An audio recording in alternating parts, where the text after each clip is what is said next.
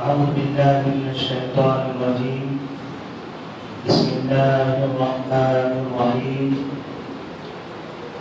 إنا أنزلناه في ليلة القدر وما أدراك ما ليلة القدر ليلة القدر خير من ألف شهر تنزل الملائكة والروح فيها بإذن ربهم من كل أمر سلام هي حتى مطلع الفجر.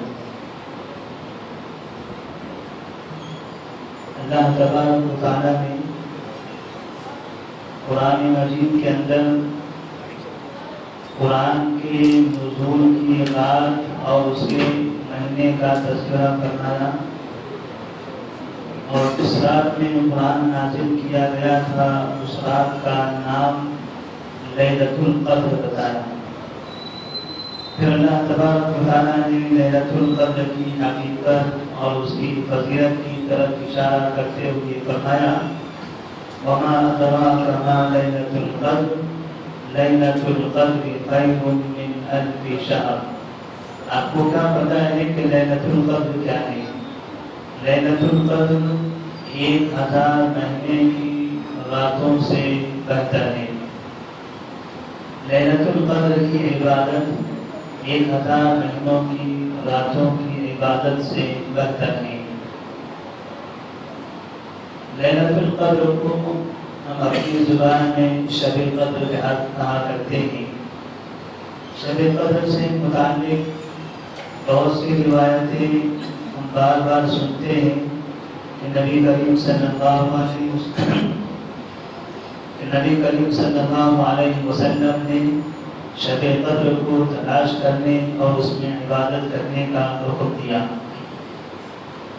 آپ صلی اللہ علیہ وسلم شب قدر کی وضاحت کرنا چاہتے تھے کہ شب قدر رمضان کی تاریخوں میں کون سی تاریخ میں ہوتی ہے، لیکن جس وقت آپ مسلمانوں کو اس بات کی خبر دینا چاہتے تھے، اس وقت آپ نے کچھ لوگوں کو آپس میں اختلاف کرتے ہوئے دیکھا اور ان کے اختلاف کو ختم کرنے میں، جھگڑے کو مٹانے میں مشغول ہو گئے، جس کی وجہ سے تھوڑی دیر کے فوراً بعد آپ کے ذہن سے رمضان کی رات کی تاریخ بھلا دی گئی جس رات میں لیلۃ القدر ہوا کرتی ہے۔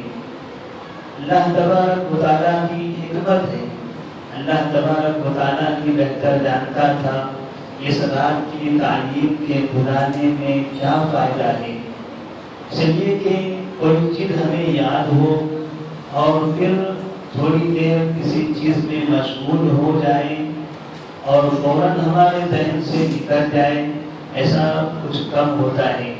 اور خاص طور پر نبی کریم صلی اللہ علیہ وسلم کے ساتھ آپ کا حافظہ، آپ کی ذہانت بے انتہا اعلیٰ درجے کی تھی، اس کے باوجود بھی آپ کو تھوڑی دیر کے اندر ہی آپ سے وہ چیز بھلا دی گئی۔ حالانکہ اللہ تبارک و تعالیٰ نے قرآن مجید کی اتنی آیتیں آپ پر نازل فرمائی، لیکن آپ نے کبھی بھی اس کو نہیں بھلایا۔ آپ کے سامنے وہ تمام آیتیں ہمیشہ نظروں میں ہوا کرتی تھی۔ کبھی آپ نے یہ نہیں کہا کہ یہ آیت مجھ سے بھلا دی گئی، یہ آیت میں بھول گیا۔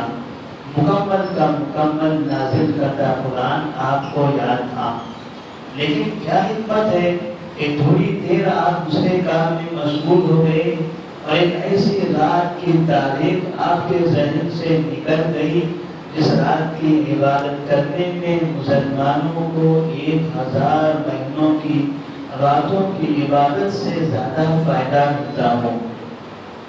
اگر یہ رات کی تعلیم کر دی جاتی تو واقعی مسلمانوں کے لیے ایک بہت بڑی غنیمت، بہت بڑی نعمت تھی کہ مسلمان رمضان کے مہینے میں ایک رات کا خصوصاً اہتمام کرتے اور 1000 مہینوں سے زیادہ عبادت کا ثواب حاصل کرتے۔ یہاں پر اللہ تبارک و تعالیٰ فرماتے ہیں لیلۃ القدر خیر من الف شہر، ليلة القدر کی عبادت 1000 مہینوں کی راتوں سے زیادہ بہتر ہے. 1000 مہینے نہیں، 1000 مہینے سے زیادہ ہے. اب وہ زیادہ کی تعداد کتنی ہے اس کا علم اللہ تبارک و تعالیٰ کے پاس ہے. اگر 1000 مہینوں کو سال میں تقسیم کرتے ہیں تو اندازہ ہوتا ہے کہ تقریباً 83 سال ہو جاتے ہیں. ایک انسان ایک رات عبادت کرتا ہے تو 83 سال عبادت کرنے کا اس کو ثواب حاصل ہوتا ہے. اگر اس کی زندگی میں ایسی راتیں 10 مرتبہ آئیں تو پھر اس کا کیا حال ہوگا؟ اگر اس کی زندگی میں 40 یا 50 مرتبہ آئے اور اس نے 50 مرتبہ اس رات کا اہتمام کیا ہو، ویسی حالت میں صرف 1000 سال عبادت کرنے کا ثواب اس کو مل جاتا ہے. اللہ تبارک و تعالیٰ نے اس طرح سے کم وقت کی عبادت میں زیادہ ثواب رکھ کر بندوں کو اپنی جانب راغب کیا ہے. وہ چاہتا ہے کہ بندے کسی نہ کسی طرح سے اپنے گناہوں کی معافی منگوا لیں، کسی طرح سے اپنے گناہوں سے توبہ کر لیں اور عبادت کی جانب راغب ہو جائیں. اگر پورا مہینہ نہ صحیح، کم سے کم ایک رات تو اللہ تبارک و تعالیٰ کے سامنے گر گرائیں. نبی کریم صلی اللہ علیہ وسلم نے رمضان کی شروعات سے ہی مسلمانوں کے درمیان میں اعلان کر دیا تھا کہ لوگوں رمضان شروع ہو چکا ہے، شیاطین جھگڑے جا چکے ہیں، خیر کے ایام اب شروع ہو چکے ہیں. اب یہاں سے برائیوں کو بند کرو، نیکیوں کا کام کرنا شروع کرو، روزوں کی پابندی کرو، قیام اللیل کا اہتمام کرو. اللہ تبارک و تعالیٰ سارا تمام گناہوں کو معاف کر دے گا. تو جیسے ہی رمضان شروع ہوتا ہے مسلمان مکمل طور پر عبادت میں مشغول ہو جاتے ہیں. پھر بھی ان میں سے کچھ ایسے افراد ہوتے ہیں رمضان کا چاند دکھنے کے بعد بھی ان کے دل و دماغ پر، ان کی زندگی پر کسی طرح کا کوئی اثر نہیں پڑتا. رمضان کی آمد کو وہ تجارت کا مرکز سمجھ لیتے ہیں، رمضان کی آمد کو وہ کسی دوسرے کام میں مشغولیت کا موقع سمجھ لیتے ہیں. جب رمضان آ گیا اسکولوں کی تعلیم میں اس کے اوقات میں تبدیلی آ جائے گی، آفس کے اوقات میں تبدیلی آئے گی اور ہم کمزور نظر آئیں گے تو ہمارے ذمہ داران، ہمارے سیٹ صاحب ہم کو چھٹی دے دیں گے اور پھر ہم اس کا الگ طرح سے استعمال کریں گے. اس طرح سے لوگ رمضان کا کہیں نہ کہیں فائدہ اٹھا کر اس کو غلط کاموں میں صرف کرنے کی کوشش کرتے ہیں. ایسے لوگوں کے لیے ایک رات ایسی ہے کہ اگر انہوں نے پورا رمضان عبادت نہیں کیا ہے تو ایک دن اگر وہ عبادت کر لیتے ہیں تو اللہ تبارک و تعالیٰ ان کی اس عبادت کو بھی قبول کرے گا. لیکن وہ رات کون سی رات ہے؟ اس رات کے بارے میں لوگوں کے پاس اختلاف ہے. بہت سے لوگ یہ سمجھتے ہیں کہ وہ رات یعنی شب قدر کی جو رات ہے جس کو شب قدر کہتے ہیں وہ رات آج کی رات ہے، یعنی 26واں روزہ مکمل ہو رہا ہو اور 27ویں شب شروع ہو چکی ہو. جیسے آج کی جو شب ہے اس شب کو کہا جاتا ہے کہ آج شب قدر ہے. تقریباً ہمارے ملک کی تمام مساجد میں آج شب قدر کے نام سے لوگ عبادت کے لیے مساجد میں وضو کرنا کرتے ہیں اور کچھ دیر کے لیے جمع ہوتے ہیں، نماز پڑھی جاتی ہے، کچھ تقریریں ہوتی ہیں، کچھ مٹھائیاں تقسیم ہوتی ہیں اور پھر تھوڑی دیر کے بعد آہستہ آہستہ مسجد کے اندر کی وہ بھیڑ بازار میں ہوٹلوں میں نظر آتی ہے اور مسجد خالی دکھائی دیتی ہے. معلوم ہوتا ہے کہ 10-11 بجے تک کی عبادت کا مرکز مسجد تھا، اب 11 سے لے کر سحری تک کی عبادت کا مرکز ہمارے چوراہے اور بازار ہے. اور افسوس کے ساتھ یہ بھی کہنا پڑتا ہے اس دن میں اس رات میں حکومتوں کو بھی تکلیف ہوتی ہے، پولیس بھی شکایت کرتی ہے کہ جب شب قدر آتی ہے تو مسلمان چوراہوں پر، گلیوں میں، روڈوں پر شور شرابہ کرتے ہیں، تیز رفتار سے گاڑیاں بھگاتے ہیں، ہندوؤں کے محلوں میں کہیں نہ کہیں وہ آوازیں کستے ہیں اور پڑوسیوں کو، سونے والوں کو تکلیف دیتے ہیں.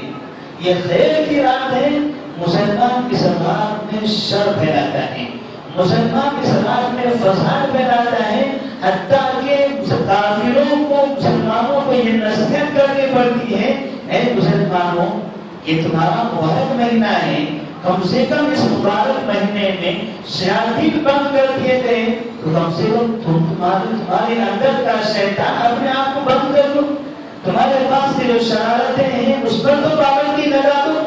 کافروں کو یہ نصیحت کرنی پڑتی ہے کہ مسلمانوں کی اصلاح رمضان میں کی جائے، رمضان کے علاوہ مہینوں میں ان کے پاس شر کم ہوتا ہے، رمضان میں ان کے پاس شرارتیں زیادہ ہو جاتی ہیں، اور خاص طور پر ان راتوں میں۔ اس لیے اگر مسلمان یہ سمجھتے ہیں کہ اس رات میں جاگنے کا مطلب اس طرح سے چوراہوں پر جمع ہونا، ہوٹلوں میں گباشی کرنا اور الگ الگ چیزوں میں مصروف ہونا ہے، ایسی حالت میں یہ سمجھ لینا چاہیے کہ ہم شب قدر کا صحیح استعمال نہیں کر رہے ہیں، بلکہ شب قدر کی توہین کر رہے ہیں۔ اللہ تبارک و تعالیٰ سے دعا کرتے ہیں کہ اللہ تبارک و تعالیٰ ہمیں اس رات کا صحیح استعمال کرنے کی توفیق عطا فرمائے۔ پھر یہی بات رہ جاتی ہے کہ آخر وہ کون سی رات ہے اس رات کو شب قدر کہا جائے؟ تو نبی صلی اللہ علیہ وسلم فرماتے ہیں تحروا لیلۃ القدر فی العشر الاواخر من رمضان، شب قدر کو رمضان کی آخری عشرے میں تلاش کرو۔ ہم کو جب یہ واقعہ معلوم ہے کہ آپ صلی اللہ علیہ وسلم صحابہ کو خبر دینے کے لیے آئے تھے کہ شب قدر کی تاریخ کون سی ہے اور آپ سے بلا دی گئی، تو پھر ہمیں یہ کہاں سے معلوم ہو گئی کہ ہم سال لوگوں سے یہ کہتے ہوئے پھرتے ہیں کہ 27ویں شب قدر ہے؟ جب نبی سے بلا دی گئی تو صحابہ کو نہیں معلوم ہوئی، جب صحابہ کو نہیں پتا ہے تو ائمہ محدثین کو نہیں معلوم ہوئی، ائمہ محدثین کو نہیں پتا ہے، تابعین کو نہیں پتا، تبع تابعین کو نہیں پتا، ہمارے علماء فقہاء کو نہیں معلوم، تو آج کے علماء کو، آج کے خطابہ کو، آج کے مقررین کو، آج کے واعظین کو یہ کیسے پتا چل گیا کہ شب قدر کی رات شب قدر 27ویں شب ہوتی ہے؟ اس کا مطلب یہ ہوتا ہے، یہ بتانا چاہتے ہیں کہ جس چیز کا نبی کو صحابہ کو نہیں تھا وہی ہمیں ہو گیا۔ ہو سکتا ہے کہیں ان کے پاس سے وہی آ گئی یا کسی طرح سے انہوں نے اندازہ لگایا، اگر اندازہ لگانے میں ان کی یہ مہارت ہوتی تو نبی اس سے بہتر اندازہ لگا سکتے تھے، صحابہ ان سے بہتر اندازہ لگا سکتے تھے۔ اسی لیے آپ صلی اللہ علیہ وسلم نے واضح طور پر اعلان کر دیا تحروا لیلۃ القدر فی العشر الاواخر من رمضان، تم شب قدر کو رمضان کے آخری عشرے میں تلاش کرو۔ اب آخری عشرہ یعنی آخری 10 دنوں میں 20 دن مکمل ہو جاتے ہیں، 21 سے لے کر آخر 30 تک کے ہم کو شب قدر کو تلاش کرنا ہے اور اس تمام کی تمام راتوں میں جاگ کر عبادت کرنا ہے۔ اور الحمدللہ ہم فخر سے کہہ سکتے ہیں کہ دنیا کے اندر جماعت اہل حدیث یا جمعیت اہل حدیث وہ وہی جماعت ہے جو پوری دنیا میں یہ آخری عشرے میں شب قدر کو تلاش کرنے کا اہتمام کیا کرتی ہے۔ یہ قدیم زمانے سے ہے، یہ صحابہ کے زمانے سے، تابعین کے زمانے سے، تبع تابعین کے زمانے سے، ائمہ محدثین کے زمانے سے، ائمہ اربعہ کے زمانے سے، اور آج تک یہ سلسلہ چلا آ رہا ہے۔ دنیا میں جہاں بھی اہل حدیث موجود ہے وہاں پر آخری عشرے میں نبی کی اس حدیث پر عمل کرتے ہوئے شب قدر کو تلاش کیا جاتا ہے۔ اس سے یہ واضح اشارہ ہے کہ دنیا کی ایک واحد جماعت ہے جو نبی کی مکمل سنتوں کی پابندی کرتی ہے اور اس کا اہتمام کرتی ہے۔ اس کے علاوہ جتنے بھی افراد ہیں، جتنی بھی قومیں ہیں، جتنی بھی تنظیمیں ہیں، جتنی بھی جماعتیں ہیں، ان کے پاس تعداد تو بہت زیادہ ہے، سواد عادت کہنے پر فخر محسوس کرتے ہیں، کہا جاتا ہے کہ دنیا میں سب سے زیادہ ہم ہی لوگ ہیں، ہمارے ہی علماء ہیں، ہمارے ہی مدارس ہیں، ہمارے ہی کتابیں ہیں، ہماری پرنٹنگ پریسیں ہیں۔ لیکن کیا بات ہوتی اگر وہ اپنی انہیں کتابوں پر عمل کرتے، اپنے علماء کے ذریعے صحیح نصیحت حاصل کرتے، اپنے علماء کو یہ کہا کرتے، یہ تلقین کرتے کہ ہمیں صحیح راہ دکھائے، ہمیں غلط راہ نہ دکھائے، ہمیں نبی کا راستہ دکھائے، ہمیں اپنا منمانی راستہ نہ دکھائے، تو شاید ان کی زندگی کے لیے یہ بہتر ہوگا۔ اللہ تبارک و تعالیٰ سے ہم شکر ادا کریں کہ اللہ تبارک و تعالیٰ نے ہمیں آخری عشرے میں مکمل طور پر شب قدر کا اہتمام کرنے کی توفیق عطا فرمائی. اور اگر شب قدر اس آخری عشرے میں عبادت کرتے کرتے ہمیں مل جاتی ہے تو یقین مانے ہمیں 1000 مہینوں کی عبادت کا ثواب حاصل ہو جاتا ہے. اگر ہم 2 سال اس طرح سے کرتے ہیں تو پھر اس 2000 سال سے بہتر. تین سال ایسے کرتے ہیں تو 3000 سال سے بہتر. ایسے اگر ہم مسلسل کرتے چلے جائیں. ہمارے پاس اس مسجد میں جب سے اس مسجد کی بنیاد پڑی ہے مجھے شاید ایسا علم ہوگا کہ یہاں پر شروع ہی سے اس کا اہتمام کیا جا رہا ہے. مستقل طور پر اسٹائل نہیں ہے لیکن مجھے یقین ہے کہ یہاں پر اس کا شروع سے اہتمام کیا جاتا رہا ہوگا. اگر اس طرح سے یہاں پر کیا جا رہا ہے 10 سال 15 سال 20 سال جو اس پر عرصہ گزرا ہے, اگر 15 سال گزرا ہے اور 15 سال تک یہاں کے مصلیوں نے اس رات کا اہتمام کیا ہے تو 15000 سال سے زیادہ ہمیں عبادتوں کا ثواب مل چکا.